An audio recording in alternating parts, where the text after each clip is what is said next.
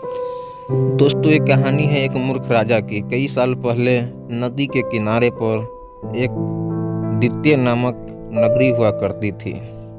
इस नगरी में शासन करने वाला राजा बहुत ही मूर्ख था। वह राजा का मंत्री बहुत चतुर था। एक दिन शाम के समय राजा और मंत्री दोनों नदी के किनारे टहलते हुए शाम का आनंद ले रहे थे। तभी राजा ने मंत्री से एक सवाल पूछा, क्या तुम बता सकते हो कि यह नदी किस दिशा में और कहाँ तक बहकर जाती है? मंत्री ने राजा को तुरंत जवाब देते हुए कहा, यह नदी पूरब की दिशा में बहती है और यह पूरब देश तक जाती है।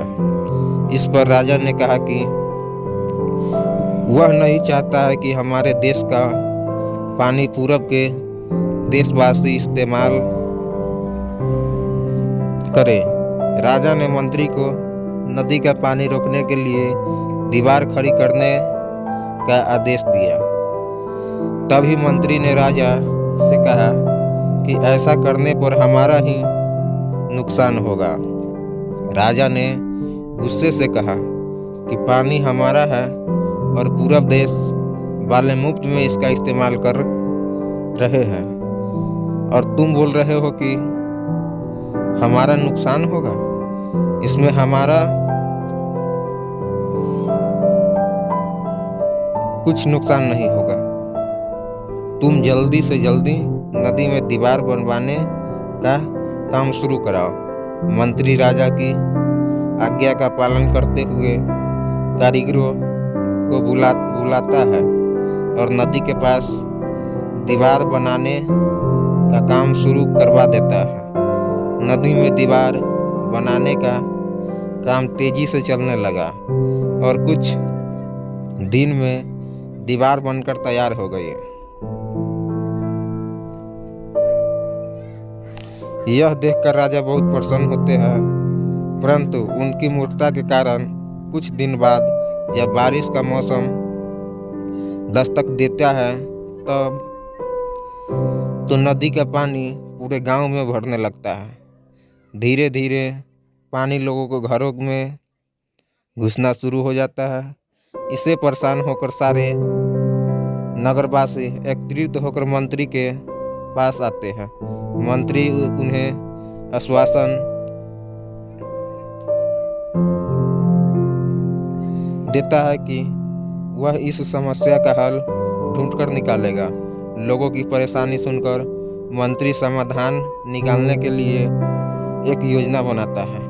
उन्होंने राजमहल में समय को बताने के लिए घंटा बजाने वाले शख्स को इसमें शामिल किया। वह समय के अनुसार घंटा बजाता था, जिससे लोगों को समय का पता चलता था।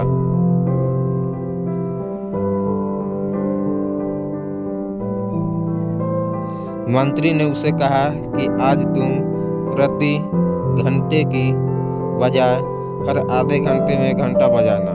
उस आदमी मंत्री ने जैसा कहा वैसा ही किया। इससे जब सुबह के 3 बज रहे थे तो उसने 6 बार घंटी बजाया। 6 घंटी सुनकर राजा और सभी नगरवासियों को लगा कि 6 बज गए हैं और सुबह हो गई है। राजा उठकर बाहर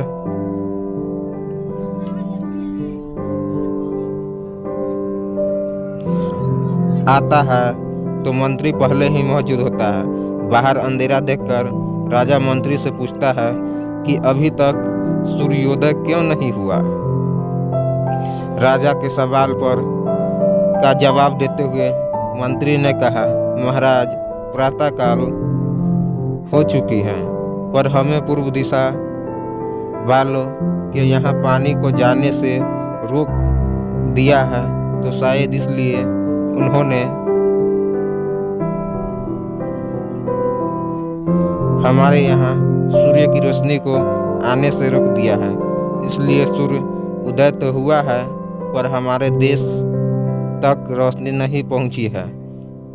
ऐसा लग रहा है कि अब हमारे देश में सूर्य की रोशनी कभी नहीं पहुंच पाएगी। यह सुनकर राजा चिंता में पड़ जाता है और मंत्री से पूछता है कि क्या इसका कोई उपाय नहीं है। तब मंत्री उत्तर देता है कि महाराज, अगर आप नदी का पानी छोड़ देते हैं तो हो सकता है कि वो भी सूरज को छोड़ देंगे। इसमें राज्य में फिर से रोशनी आ जाएगी। राजा मंत्री को तुरंत नदी का दीवार तुड़वाने का आदेश देता है। मंत्री कारीगरों को नदी पर ले जाकर उन्हें दीवार तोड़ने के लिए कहता है। कुछ घंटों में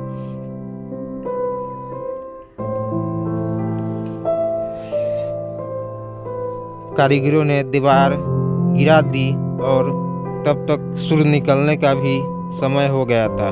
सूर्योदय हो गया। सूर्य की लालिमा देखकर राजा बहुत खुश हुआ और मंत्री को इनाम देने की घोषणा की।